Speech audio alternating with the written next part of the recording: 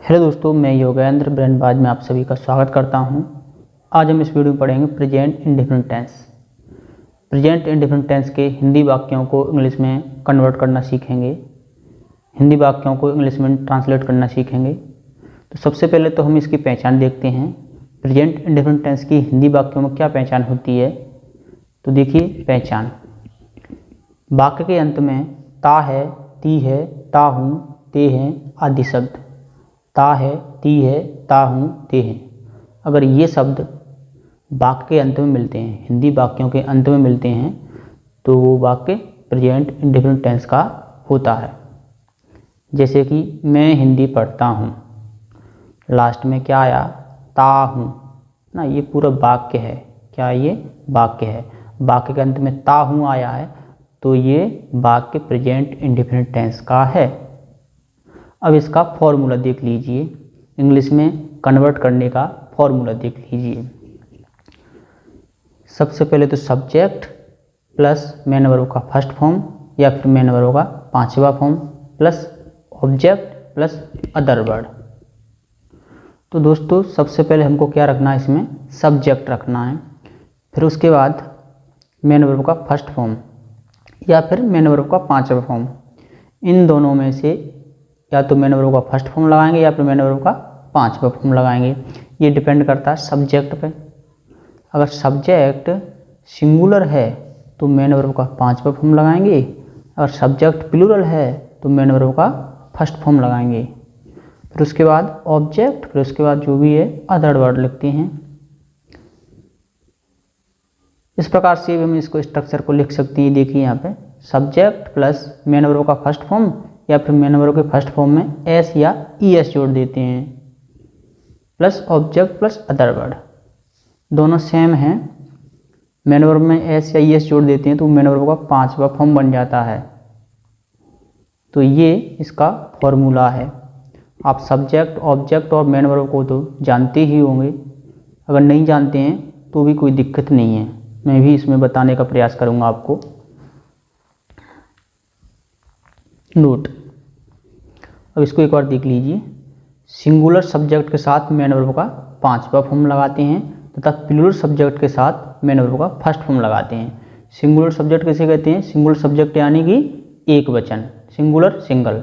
अगर सब्जेक्ट एक है, एक वचन है, तो उसके साथ में मेन वर्ब का पांचवा फॉर्म लगाएंगे, मेन वर्ब का एस या ई एस वाला फॉर्म, ठीक है। तथा प्लूरल सब्जेक्ट के साथ मेन वर्ब का फर्स्ट फॉर्म लगाते हैं, यानी कि प्लूरल सब्जेक्ट बहुवचन है ना, बहुत सारे बहुवचन। अगर सब्जेक्ट बहुवचन है तो मेन वर्ब का फर्स्ट फॉर्म लगाते हैं। तो यहाँ पे ये देख लीजिए, ये प्रोनाउन है I we you they, I we you they, ये क्या है, प्लूरल है। ये क्या है, प्लूरल है दोस्तों, यानी कि बहुवचन है। ही सी इट नेम, ये क्या है, सिंगुलर यानी कि एक वचन है। तो प्लूरल सब्जेक्ट के साथ में मेन वर्ब का कौन सा फॉर्म लगाएंगे, फर्स्ट फॉर्म। कौन सा फॉर्म लगाएंगे, मेन वर्ब का फर्स्ट फॉर्म। सिंगुलर सब्जेक्ट के साथ में मेन वर्ब कौन सा फॉर्म लगाएंगे, पांचवा फॉर्म, ठीक है। तो प्लूरल सब्जेक्ट के साथ मेन वर्ब का फर्स्ट फॉर्म, यानी कि जो फर्स्ट फॉर्म होता है मेन वर्ब का वो प्लूरल फॉर्म है, यानी कि प्लूरल सब्जेक्ट के साथ में मेन वर्ब का प्लूरल फॉर्म, सिंगुलर सब्जेक्ट के साथ में मेन वर्ब का सिंगुलर फॉर्म, यानी कि मेन वर्ब का जो पांचवा फॉर्म होता है वो मेन वर्ब का सिंगुलर फॉर्म होता है, एक वचन फॉर्म होता है। तो देखिए एस या ई एस, एस कहाँ पर लगाएं, कहाँ पर ई एस लगाते हैं। तो यहाँ पे कुछ मैंने यहाँ पे नियम होते हैं इसके, वो देख लीजिए। ज़्यादातर हम क्या करते हैं, मेन वर्ब में एस जोड़ करके मेन वर्ब का पांचवा फॉर्म बनाते हैं। देखो जब मेन वर्ब के फर्स्ट फॉर्म के अंत में है ना, जब मेन वर्ब के फर्स्ट फॉर्म के अंत में S, double S, C H, S H, X, Z और ओ अगर ये अंत में आते हैं, लास्ट में आते हैं, तो ई एस जोड़कर मेन वर्ब का पांचवा फॉर्म बनाते हैं। क्या करेंगे, हम ई एस जोड़ देंगे, अन्यथा हम एस जोड़ करके पांचवा फॉर्म बनाते हैं। ज़्यादातर हम क्या करते हैं, एस जोड़कर मेन वर्ब का पांचवा फॉर्म बनाते हैं, लेकिन इन अक्षरों का ध्यान रखना, S, double S, C H, S H, X, Z और ओ, तो वहाँ पर ई एस जोड़ देना, वो मेन वर्ब का पांचवा फॉर्म बन गया। तो चलिए हम एग्जाम्पल के थ्रू समझने की कोशिश करते हैं। तो देखिए दोस्तों, ये एग्जाम्पल हैं, जैसे कि वह गाना गाता है, लास्ट में क्या आया है, ता है। ये पूरा वाक्य है और वाक्य के अंत में क्या आया है, ता है। तो ये वाक्य प्रेजेंट इंडेफिनिट टेंस का वाक्य है। और जो प्रेजेंट इंडेफिनिट टेंस का फॉर्मूला है वो ये है, सब्जेक्ट प्लस मेन वर्ब का फर्स्ट फॉर्म या मेन वर्ब का पांचवा form plus object plus other word. अब दोस्तों इसमें हम देखेंगे सब्जेक्ट क्या है और इसमें मेन वर्ब क्या है और इसमें ऑब्जेक्ट क्या है। देखिए, वह क्या कर रहा है, गाना गाता है ना। तो जो इसमें मेन भूमिका निभा रहा है वो कौन है, वह। तो ये है सब्जेक्ट, है ना। करने वाला कौन है, सब्जेक्ट। ये सब्जेक्ट है, वह। ये वह क्या कर रहा है, यानी गाना। क्या काम कर रहा है, ये गाना गा रहा है। तो जो गाना गाने का काम कौन कर रहा है, सब्जेक्ट, है ना, वह कर रहा है। और इसमें ऑब्जेक्ट क्या है, गाना, ये ऑब्जेक्ट है। और ये लास्ट में यानी कि एक्टिविटी क्या कर रहा है, गाना गा रहा है, गुनगुना रहा होगा गाना, तो ये एक्टिविटी कर रहा है। तो ये एक्टिविटी जो हो रही है उसे हम बोलते हैं मेन वर्ब। क्या बोलते हैं, मेन वर्ब। ठीक है। तो चलिए इस स्ट्रक्चर के अकॉर्डिंग हम यहाँ पे इस वाक्य को हम करेंगे इंग्लिश में ट्रांसलेट। देखो, वह की होती है ही, क्या होती है, ही। अब उसके बाद मेन वर्ब का फर्स्ट फॉर्म या मेन वर्ब का पांचवा फॉर्म। सब्जेक्ट यहाँ पे देख लीजिए, सब्जेक्ट सिंगुलर है, क्या है, एक वचन है सब्जेक्ट। तो मेन वर्ब का हम पांचवा फॉर्म लगाएंगे। ये मेन वर्ब, गाना क्या होती है, सिंग। क्या होती है, सिंग। इसमें हम एस जोड़ देंगे तो मेन वर्ब का कौन सा फॉर्म बन जाएगा, पांचवा फॉर्म बन जाएगा, ही सिंग्स। यानी कि सब्जेक्ट भी सिंगुलर और मेन वर्ब भी सिंगुलर। और उसके बाद ऑब्जेक्ट, गाना क्या होगी, song, he sings a song. तो इस तरीक़ा से हम कर लेते हैं। नेक्स्ट एग्जांपल देखिए, आप गाना गाते हैं। तो आपकी क्या होगी, यू। जो यू सब्जेक्ट है वो प्लूरल है, क्या है, बहुवचन है। तो बहुवचन है तो मेन वर्ब का हम फर्स्ट फॉर्म रखेंगे। मेन वर्ब क्या है इसमें, सिंग। इसमें एस या एस लगाने की ज़रूरत नहीं है, सिंग ए सॉन्ग। नेक्स्ट एग्जांपल, बच्चे शोर मचाते हैं। तो ये स्ट्रक्चर आप वाक्य आपने देखा पढ़ा, तो बच्चे शोर मचाते हैं। तो इसमें सब्जेक्ट आपको पता चल गया होगा कि शोर मचाने का काम कौन कर रहा है, बच्चे। तो बच्चे इसमें सब्जेक्ट है, क्या है, सब्जेक्ट है। तो बच्चे बहुत सारे हैं, बहुवचन हैं। तो बच्चे क्या होगी, चिल्ड्रन। चिल्ड्रन। शोर मचाना की होती है make a noise, make a noise, make a noise. तो चिल्ड्रन प्लूरल है, बहुवचन है। तो मेन वर्ब है, मेन वर्ब में हम एस या एस नहीं लगाएंगे क्योंकि सब्जेक्ट प्लूरल है। तो इस मेन वर्ब का कौन सा फॉर्म लगाते हैं, फर्स्ट फॉर्म लगाते हैं। चिल्ड्रन मेक ए नॉइज, शोर मचाना की होती है make a noise. Next example देखिए दोस्तों, वह खाना पकाती है। वह खाना पकाती है, कौन पका रही है, कोई महिला पका रही है, यानी कि स्त्रीलिंग है। तो वह की सी होती है। वह स्त्रीलिंग के लिए क्या लगता है, सी। ठीक है। खाना पकाने का काम कौन कर रहा है, वह क्या कर रही है, खाना पका रही है। एक्टिविटी क्या कर रही है, पका रही है। तो कुक, पकाना क्या होगी दोस्तों, कुक। पहले नंबर पे से रखा, दूसरे नंबर पे से लिखेंगे और तीसरे नंबर पे ऑब्जेक्ट, सी कुक। अब देखिए सब्जेक्ट सिंगुलर है तो मेन वर्ब का कौन सा फॉर्म लगाएंगे दोस्तों, पांचवा फॉर्म, है ना। इसमें एस जोड़ देंगे, she cooks the food. Next example देखते हैं दोस्तों, मैं हिंदी बोलता हूँ। कौन हिंदी बोलता है, मैं, है ना। तो मैं की होगी आई। देखिए जो आई है इसे हम क्या मानते हैं, बहुवचन मानते हैं। होता तो ये सिंगुलर है, लेकिन इसमें जो रूल लगता है वो बहुवचन का रूल लगता है इसमें। तो आई मैं बहुवचन है, तो जो मेन वर्ब है, मेन वर्ब का कौन सा फॉर्म लगाएंगे? फर्स्ट फॉर्म ही रखेंगे मेन वर्ब का। बोलना क्या होती है? स्पीक, आई स्पीक हिंदी, है ना, मैं हिंदी बोलता हूँ, आई स्पीक हिंदी।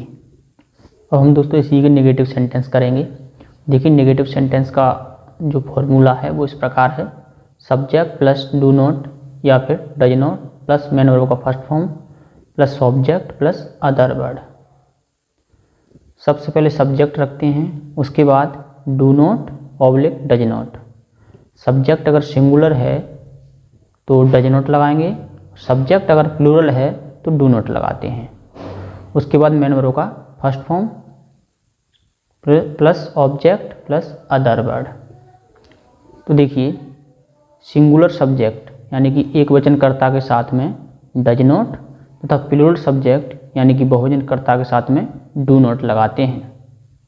तो इसके कुछ एग्जाम्पल देखते हैं, एग्जाम्पल के थ्रू हम समझने की कोशिश करेंगे। देखिए वह गाना नहीं गाता है, इसमें सब्जेक्ट क्या है? वह की क्या होती है? सी। गाता क्या होगी? सिंग। सबसे पहले तो ये लगाएंगे डू नॉट या फिर डज नॉट। तो यहाँ पे सब्जेक्ट देखिए, सब्जेक्ट कैसा है? सब्जेक्ट ये सिंगुलर है यानी कि सिंगुलर एक वचन है, तो यहाँ पे लगा देंगे दोस्तों डज नॉट। ठीक है, देखिए यहाँ पे इन दोनों में से हमने डज नॉट लगा दी। फिर उसके बाद मेन वर्ब का फर्स्ट फॉर्म, अब इसमें मेन वर्ब कहाँ है? गाता, ये ना, इसकी क्या होगी? सिंग। क्या होगी दोस्तों?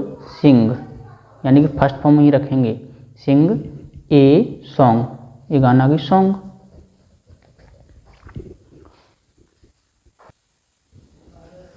नेक्स्ट एग्जाम्पल देखिए, आप गाना नहीं गाते हैं, तो आपकी क्या होगी दोस्तों? यू।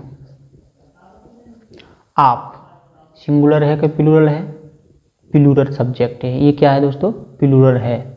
तो प्लूरल यानी कि बहुवचन है, तो बहुवचन सब्जेक्ट के साथ में हम क्या लगाते हैं? Do not. क्या लगाएंगे दोस्तों? Do not, you do not. फिर उसके बाद मेन वर्ब का फर्स्ट फॉर्म, तो मेन वर्ब क्या है इसमें? ये मेन वर्ब ये ना, तो सिंग, इसकी क्या होगी दोस्तों?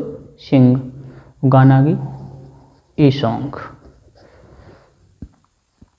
महेश किताब नहीं पढ़ता है, तो सब्जेक्ट इसमें क्या है? महेश। अब महेश ये कैसा सब्जेक्ट है दोस्तों? सिंगुलर है, इसमें डज नॉट लगा देंगे। अब डज नॉट के बाद मेन वर्ब का फर्स्ट फॉर्म, पढ़ना क्या होगी? रीड, ये क्या है दोस्तों? मेन वर्ब है, तो रीड मीन्स पढ़ना, रीड अ बुक, है ना, रीड अ बुक।